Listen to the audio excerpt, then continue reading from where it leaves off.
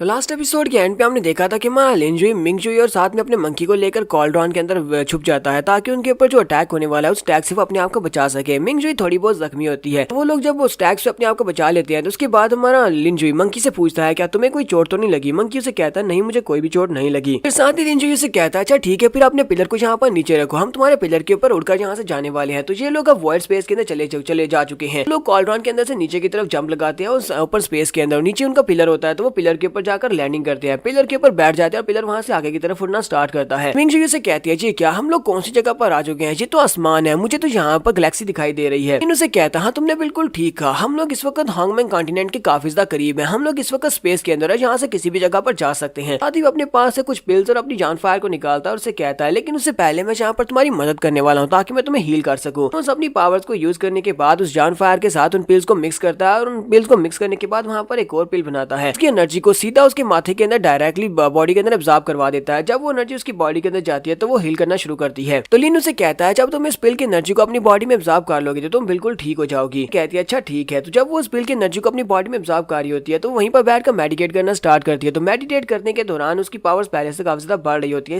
इसी के साथ ही लिन अपने पास से उन दोनों रिंग्स को निकालता है और कहता है चलो देखते हैं कि उन दोनों पैट्रियार्च की रिंग्स के अंदर क्या था। वो दोनों ही पैट्रियार्च थे तो लगता है उसके अंदर काफी ज्यादा माल हो सकता है। तो उनमें से एक रिंग को उठाता है और कहता है इसके अंदर तो 850 मिलियन है और दूसरे के अंदर 700 मिलियन जाओ क्रिस्टल्स हैं। इसके अलावा जितना कुछ भी है वो सारे का सारा तो कचरा ही है, वो मेरे किसी भी काम का नहीं है। फिर एक रिंग के अंदर उसे काफी कुछ इंटरेस्टिंग चीज दिखाई देती है। वो कहती है इस रिंग के अंदर तो काफी ज्यादा अच्छी चीज है। तो उस रिंग के अंदर से उसे एक ब्रेक थ्रू पिल मिलती है जिसे खाने के बाद कोई भी ट्रांसेंडेंट ड्राम में बड़ी आसानी से ब्रेक थ्रू कंप्लीट कर सकता है। तो वो कहता है अगर मिंगजुई इस पिल को खा लेती है तो वो अपने लेवल को बढ़ा सकती है। वो मिंगजुई के सामने उस पिल को करते हुए कहता है मिंगजुई क्या तुम इस पिल को यूज करना चाहती हो, अगर तुम इस पिल को खा लेती हो अपनी इसी स्टेट में जिसमें तुम बैठकर कल्टीवेट कर रही हो लेवल अप हो जाएगा, तुम ट्रांसेंडेंट ड्राम की एक्सपर्ट बन जाओगी, यहाँ पर इस पिल की पावर को यूटिलाइज कर पाओगी। वो उसे कहती है लेकिन मेरे फादर ने एक बार मुझे कहा था कि ब्रेक थ्रू पिल को यूज करने की वजह से साइड इफेक्ट्स भी हो सकते हैं, इतना हमें फायदा नहीं होगा जितना हमें नुकसान भी हो सकता है। मेरे फादर ने मुझे बार बार कहा था कि मुझे इस तरह की पिल को नहीं लेना चाहिए कि अगर इस पिल को खाने के बाद हम लोग इसकी एनर्जी को अच्छे से कंज्यूम नहीं कर पाए, ब्रेक थ्रू कंप्लीट नहीं कर पाया तो इसकी बैकलैश की वजह से हम लोग कम्प्लीटली डिसेबल हो सकते हैं और मैं दोबारा कभी भी जिंदगी में कल्टीवेट नहीं कर पाऊंगी। तो हमारा लिन उसे कहता है मुझे ये सब कुछ अच्छी तरह से पता है और ये सब कुछ जानने के बाद भी मैं तुम्हें ये पिल दे रहा हूँ तुम्हें ट्राई करने के लिए, यहाँ पर मैं ये वाला ऑप्शन तुम्हें देता हूँ, तो क्या तुम इस पिल को ट्राई करके अपने आप को ब्रेक थ्रू करवाओगी या नहीं। हमारा लिन उसे कहता है मैं 1 लाख साल की जिंदगी गुजारने के बाद दोबारा यहाँ पर तुम्हारे सामने खड़ा हूँ, चाहता हूँ कि हांगमैंग कॉन्टिनेंट में जितने भी पावरफुल लोग हैं वो सभी के सभी मेरे पाँव के नीचे हूँ, वो सभी लोग मेरा नाम सुनने के बाद थर थर कांपने चाहिए। मुझे इस सब के लिए बहुत ही वफादार लोगों की जरूरत है और मैंने तुम्हें चुना है, तुम एक बहुत ही वफादार लड़की हो, तुम इसको ट्राई करना चाहती हो और मेरी वफादार बनना चाहती हो जो तुम्हारे ऊपर डिपेंड करता है। उसकी बातें सुनने के बाद शर्माना शुरू कर देती है और उसे कहती है लेकिन मेरे फादर ने मुझे बताया था इस पिल को खाने के बाद हम लोग ब्रेक थ्रू कंप्लीट नहीं कर पाते तो ऐसे ही जैसे कि हम लोग मर चुके हैं, यानी कि वो मौत से भी ज्यादा बदतर होगा हमारा कल्टीवेशन ना कर पाना। हमारा लिंच यहाँ पर उसको फोर्स करने के लिए यहाँ पर मीठी मीठी बातें कर रहा होता है। वो उसे कहता है दोनों एक दूसरे को ज्यादा लंबे अरसे से नहीं जानते, इसी वजह से मुझे लगता है कि मैं अपना फैसला तुम्हारे पर फोर्स कर रहा हूँ और तुम्हें जबरदस्ती ये सब कुछ करने के लिए कह रहा हूँ, प्लीज मुझे माफ करना, पता नहीं मुझे क्या हो गया। सुनने के बाद मिंगजुई और भी शर्माना शुरू कर देती है और कहती है नहीं ऐसी बात बिल्कुल भी नहीं है, एक बहुत ही अच्छे इंसान हो, अच्छा दो जल्दी से ये पिल मुझे दे दो, मैं इसको ट्राई करूंगी। और वो उस पिल को लेती है और उसको कहती है चलो ठीक है मुझे ये पिल एब्जॉर्ब करनी है। लिन उस पिल को अपने हाथ में एब्जॉर्ब करवाने के बाद उसके माथे के ऊपर उंगली लगाता है और उस पिल को डायरेक्टली उसकी बॉडी के अंदर एब्जॉर्ब करवा देता है। तो कहता है तुम्हें यहाँ पर अपने माइंड को बहुत ज्यादा रिलैक्स करना होगा, बाकी सब कुछ मैं खुद ही संभाल लूंगा। तो जब वो पिल की एनर्जी उसकी बॉडी में जाती है तो वहाँ पर चिल्लाना शुरू कर देती है, के साथ उसकी बॉडी के अंदर से जबरदस्त एनर्जी निकलती है क्योंकि उसने ब्रेक थ्रू कंप्लीट कर लिया है। वो बहुत ज्यादा खुश होती है और कहती है तो फाइनली मैंने ट्रांसेंडेंट ड्राम में ब्रेक थ्रू कंप्लीट कर लिया। लिन उसे कहता है अब तुम्हें यहाँ पर इन सारी चीजों के बारे में होना पड़ेगा क्योंकि ये सब कुछ तुम्हारे साथ होता रहेगा, इस तरह के ब्रेक थ्रू तुम्हें मिलते रहेंगे। उसे कहती है लेकिन मैं यहाँ पर अपने फादर को लेकर परेशान हूँ, फादर का क्या होगा, हम लोग कहाँ पर निकलने वाले हैं। तो हमारा लिन आके बढ़ता है और उसके करीब जाकर उसे कहता है तुम्हें बिल्कुल परेशान होने की जरूरत नहीं है, तो पैट्रियार्च के मरने के बाद अब नाइट किंग सिटी में कोई भी ऐसा नहीं है जो कि तुम्हारे फादर को टक्कर दे सके। तुम्हारे फादर एक बहुत ही पावरफुल इंसान है और मैंने यहाँ पर आने से पहले उन लोगों को पहले ये बात इन्फॉर्म कर दी थी मैं कि तुम्हें अपने साथ लेकर जाने वाला हूँ, ऐसा के बाद मैं तुम्हें वापस भेज दूंगा। मुझे ये बताओ क्या तुम अभी भी मेरे साथ नहीं जाना चाहती, क्योंकि मैंने ये सब कुछ तुम्हारे फादर को पहले से बता दिया है और बदले मैंने उनको बहुत कुछ दिया है। कहती है हाँ मैं तुम्हारे साथ जाना चाहती हूँ। उसे कहता है हांगमैंग टूर्नामेंट बहुत ही जल्दी शुरू होने वाला है और मुझे हांगमैंग टूर्नामेंट के लिए तुम्हारी जरूरत है। मिंगजुई से कहती है तुमने तो बहुत सारी बातें कर दी। वहाँ पर उन्हें सामने रोशनी दिखाई देती है तो वो उसे कहती है तो क्या हम लोग हांगमैंग कॉन्टिनेंट में पहुंच आए हैं, क्या हम लोग वहाँ पर आ गए। हमारा लिन उसे कहता है आज ये बहुत ही छोटी सी जगह है लेकिन इसके अंदर बहुत ही अच्छी अच्छी चीजें हैं, चलो ठीक है मेरे साथ आओ। और वो उसे अपने साथ लेकर उस पिलर के साथ उस रोशनी के अंदर से बाहर निकलता है। जैसे वो लोग उस एग्जिट के करीब पहुंच रहे होते हैं उसी वक्त तुम्हारे लिन को कुछ महसूस होता है। वो उसे कहती है तुम्हें क्या हुआ। वो कहता है मुझे यहाँ पर कुछ मर्चेंट शिप्स महसूस हुई है कि यहाँ पर कोई है। तो उसके बाद वो लोग वहाँ से बाहर निकलते हैं। वहाँ से बाहर निकलने के बाद हमारा लिन मिंगजुई को अपने साथ लेता है और अपने इमॉर्टल फॉरगॉटन सेक्टर में वापस आ जाता है। जब हमारा लिन वापस आता है तो वो सभी लोग उसे देखकर बहुत ज्यादा खुश हो जाते हैं और कहते हैं सेंट किंग, तो तुम फाइनली वापस आ ही गए हो। लिन उन सभी की तरफ देखने के बाद कहता है ये तो इतना भी बुरा नहीं है, तुम सभी लोगों ने काफी कुछ इंप्रूव किया है, तुम्हारी कल्टीवेशन पहले से काफी ज्यादा बढ़ चुकी है, लगता है कि तुम लोग बहुत ज्यादा मेहनत करते रहे हो। उनके सामने सेक्टर चीफ भी बैठी होती है। सेक्टर चीफ उसे कहती है तो फाइनली तुम वापस आ ही गए हो, टूर्नामेंट बहुत ही जल्दी स्टार्ट होने वाला है, वो भी कुछ ही दिनों में। मैं चाहती हूँ कि तुम्हें यहाँ पर होना चाहिए इस मीटिंग में। यहाँ पर हम लोग एक मीटिंग करने वाले हैं टूर्नामेंट को लेकर। फिर साथ ही उसे कहती है लेकिन तुम्हारे साथ ये लड़की कौन है, तुम इस लड़की को कहाँ से लेकर आए हो। हमारा लिन उन सभी लोगों को मिंगजुई का इंट्रोडक्शन देते हुए कहता है इसका नाम मिंगजुई है और जो नाइट किंग सिटी की इकलौती बेटी है। लिन उन लोगों से कहता है मैं चाहता हूँ कि तुम सभी लोग इस बात को बहुत ज्यादा सीक्रेट रखना, क्योंकि ये हमारा ट्रम्प कार्ड होने वाली है। वहाँ पर हम लोग इस लड़की को भी यूज करेंगे इस हॉन्गमैन टूर्नामेंट में। ये बात सुनने के बाद सेक्टर चीफ सोच रही होती है आखिर ये लड़का क्या चीज है, इसने तो नाइट किंग सिटी की इतनी खूबसूरत लड़की को भी फंसा लिया और उसे अपने साथ यहाँ पर लेकर भी आ गया है। ये लड़का तो पहले से और भी ज्यादा पावरफुल होता जा रहा है। हमारा लिन उन सभी लोगों से कहता है चलो यहाँ पर मीटिंग को स्टार्ट करते हैं, क्योंकि कल टूर्नामेंट स्टार्ट होने वाला है, तो मुझे सिचुएशन के बारे में बताओ कि क्या सिचुएशन है। चीफ उसे कहती है सिचुएशन इतनी भी अच्छी नहीं है, हमारे यहाँ पर जियांची के अलावा बाकी सभी लोगों ने सैंडन ड्राम में ब्रेक थ्रू कंप्लीट कर लिया है। जियांची अकेली है जो अपने आप ब्रेक थ्रू कंप्लीट नहीं कर पाया, क्योंकि उसकी कल्टीवेशन बेस पहले से काफी ज्यादा कम थी। साथ ही उसे बाकी के पवेलियंस के बारे में बताती है। उसे कहती है हमारे दुश्मन रेड हीवन पवेलियन में